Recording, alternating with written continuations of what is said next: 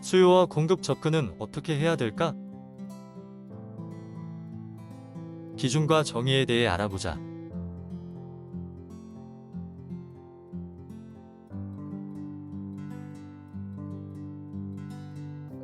안녕하세요. 방구석 부동산입니다. 오늘은 수요와 공급에 대해 이야기해 보겠습니다. 먼저 수요에 있어 알아야 될 것은 방구석 부동산 개인적인 경험으로는 지역별 인구의 수, 정부의 정책의 움직임, 그리고 매수자의 심리라 생각합니다. 아파트 투자에 있어 인구는 수요라는 말이 있습니다. 맞습니다. 수요의 가장 핵심은 인구입니다. 인구수에 따라 그 지역의 아파트 가격이 정해진다고 생각합니다. 그렇다고 인구수가 많은 곳은 무조건 아파트 가격이 높다 라고는 말을 못하지만 가격에 많은 영향을 미치는 건 사실입니다.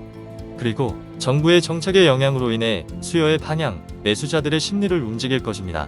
이 세 가지의 충족 조건이 만들어지는 순간 강한 수요 작용이 일어나면서 아파트의 상승 조건이 만들어진다 생각합니다. 정리해보면 인구가 많은 지역은 수요가 많아 아파트 가격이 높을 수 있다. 정부가 아파트를 살 수 있는 조건을 만들어 방향을 준다. 매수자들이 아파트를 사는 부담이 적다는 심리가 작용한다. 아파트란 물건을 살 수 있게 시장 환경을 만들어주는가, 아니면 아파트를 구매하기 어렵게 환경을 만들어주는가. 항상 주의 깊게 봐야 되는 부분입니다. 이건 세금과도 연결되어 있겠지요. 마지막으로 구매자의 아파트 매매 심리를 보는 매매 지수가 있습니다. 지표에서 보면 100을 기준으로 매수 강함, 약함을 표현하게 되어 있습니다.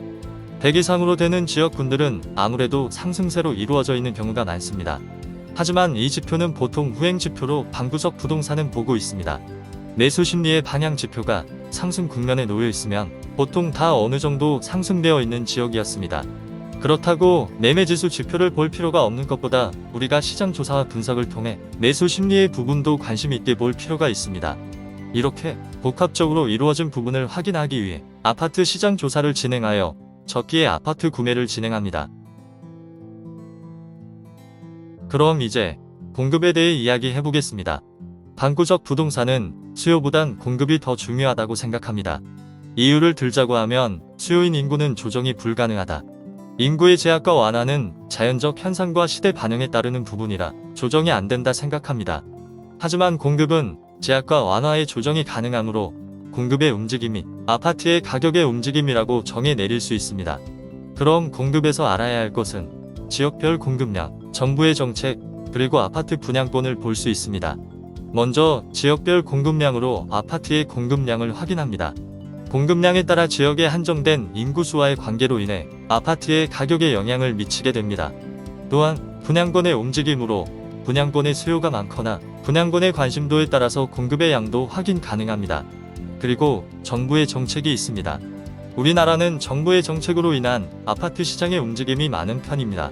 수요는 물론 공급도 정부의 정책에 따라 움직이는 경우가 많습니다. 전체적인 대한민국 아파트의 공급량 조절에는 정부의 정책이 많은 포지션을 차지하는 건 사실입니다.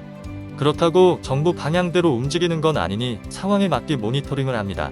방구석 부동산은 수요보단 공급의 중요도가 더 높은 걸 경험을 통해 느끼게 되었습니다.